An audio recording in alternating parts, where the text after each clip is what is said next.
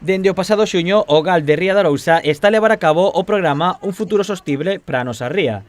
Mediante este proxecto realiza diversas actividades de concienciación das problemáticas medioambientais da ría.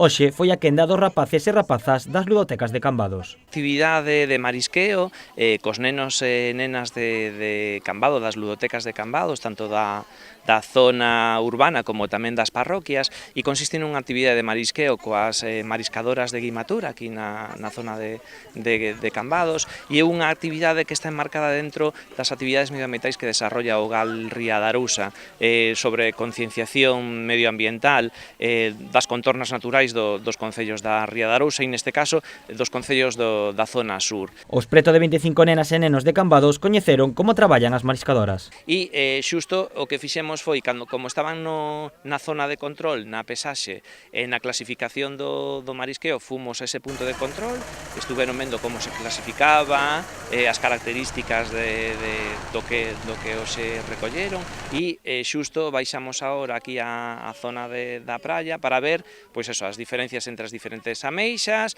e tamén ver un poquinho que outras especies se recollen, como por exemplo o berberecho. Polo de agora, máis de 200 rapaces e rapazas e casi 300 persoas participaron neste proxecto.